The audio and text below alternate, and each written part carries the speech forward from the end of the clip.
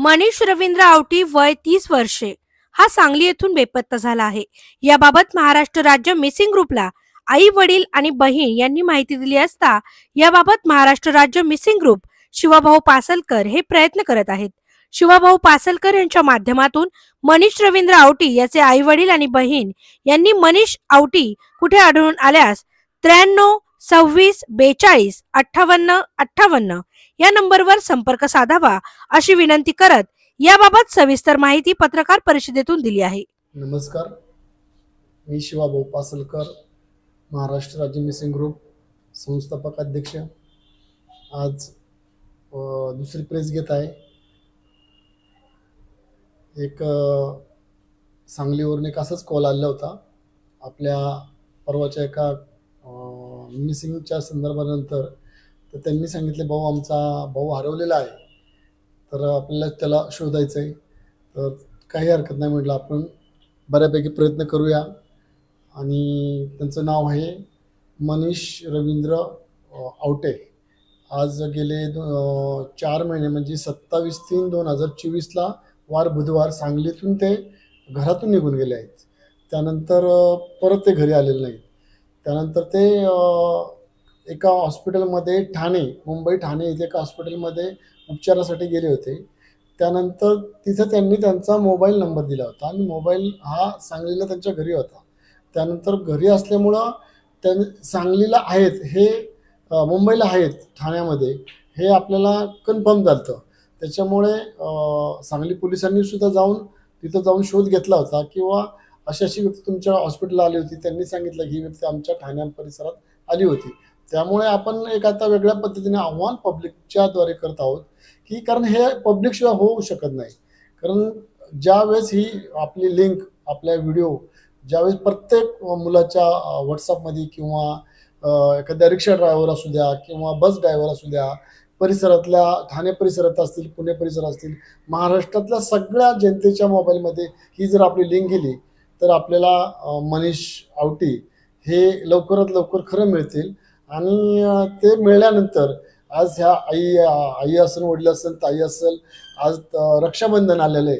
आम्ही तर टार्गेट केलं की हा व्हिडिओ पाहून सगळ्यांनी हा व्हिडिओला शेअर आणि लाईक केलं ना तर ह्या ताईला हे रक्षाबंधनला भाऊ मिळावा, हीच माझ्याकडनं खऱ्या अर्थानं महाराष्ट्र राज्य ग्रुपच्या वतीनं या ठिकाणी मी सगळ्या जनतेला हात जोडून विनंती करेल की हा व्हिडिओ जास्तीत जास्त मनीषपर्यंत पोहोचवावा हीच विनंती करत आहे। मी रवींद्र विपाक्ष आवटी, माझा मुलगा 27/3/24 रोजी घरातून अचानक नाहीसा झालेला आहे। रागानं निघून गेलेला आहे तो।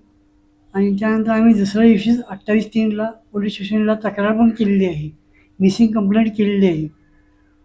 तरी माझं सर्व महाराष्ट्रवासियांना आव्हान आहे की तो जो कोणाला आढळेल त्यांनी आम्हाला सहकार्य करावं, पासलकर ग्रुपला पण सहकार्य करावं। आणि ज्या कोणी अज्ञात म्हणजे कोणी अज्ञात त्याला आश्रय दिला असेल तर त्यांनी आम्हाला थोडं सहकार्य करावं, तर जवळच्या पोलीस स्टेशनला खबर द्यावी एवढी मी तुम्हाला विनंती करतो। आणि मनीषला मी मुद्दाम सांगतो, तू लवकर लवकर घरी ये, तुला कोणी रागवणार नाही किंवा कोण काय बोलणार नाही, काही नाही, हीच माझी कळकळीची विनंती आहे। नमस्कार, मी मनीषाई उर्मिला रवींद्र आवटी। आमचा मनीष 27/3/2024 पासून घरातून निघून गेलेला आहे। आम्हाला सगळ्यांना मनीषची खूप आठवण येते। मनीष कुठं असेल तिथून त्यानं लवकरात लवकर घरी यावं। आणि जरी कोणी एका भल्या माणसानं जरी त्याला आश्रय दिला असेल तरी त्यांनी सुद्धा आम्हाला सहकार्य करावं की लवकरात लवकर आमचा मनीष घरी येण्यासाठी मदत करावी, पोलिसांशी संपर्क साधावा किंवा पासलकर भाऊंना जरी कुणी कळवलं तरी आम्हाला मनीष मिळून जाईल। आणि माझ्या पोरीसाठी सुद्धा एक रक्षाबंधनसाठी माझा मनीष मला लवकर मिळेल। कृपा करून माझा मनीष कोण असेल त्यानं संपर्क साधावा। माझ्याशी तुम्हाला कळकळीची विनंती आहे, जास्तीत जास्त करून हे शेअर करा आणि माझ्या मनीषला हुडकून देण्यात मदत करा। मनीष, तुला कुणीही रागवणार नाही, घरात सगळेजण तुझी वाट बघतात आणि काही तुला काय म्हणणार नाही। तुझ्या मनासारखं काय असेल तसं आपण करूया। तू ताबडतोब घरी निघून ये। जिथं असशील तिथून तू ताबडतोब निघून घरी ये. तुला कुणीही रागवणार नाही. सगळं तुझे शोध घेत आहेत, तरी तू आता ताबडतोब घरी लवकर निघून ये. नमस्कार. मी धनश्री आवटी, मनीष आवटीची सख्खी बहीण बोलते.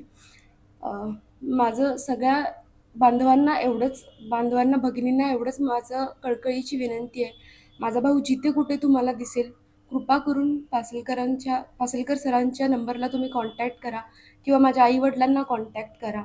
दादा, तू जर हा व्हिडिओ बघत असशील तर प्लीज तू घरी पटकन ये. आई बाबा आम्ही तुझी खूप आतुरतेने वाट बघत आहोत. रक्षाबंधन जवळ आलंय. तू प्लीज लवकर घरी ये. पुढं गणपती आहे. तुला गणपतीत किती आनंद होतो आम्हाला माहिती आहे. तू जिथं कुठं असशील खूप पटकन घरी ये. तुला त्याला कुणी आश्रय दिला असेल, प्लीज आई वडिलांना एवढं कुणीही त्याची जास्त काळजी नाही घेणार. तुम्ही प्लीज त्याला आई वडिलांच्या सुपूर्द करा. आणि आम्हाला म्हणजे आम्ही खूप टेन्शनमध्ये आहे. आम्हाला आमच्या टेन्शनमधून थोडा रिलीफ मिळेल. दादा, तू जिथं कुठं असशील लगेच घरी ये. कोणी काही बोलणार नाही. तुझी खूप आठवण सगळ्यांना येते. जिथे कुठे असशील घरी ये.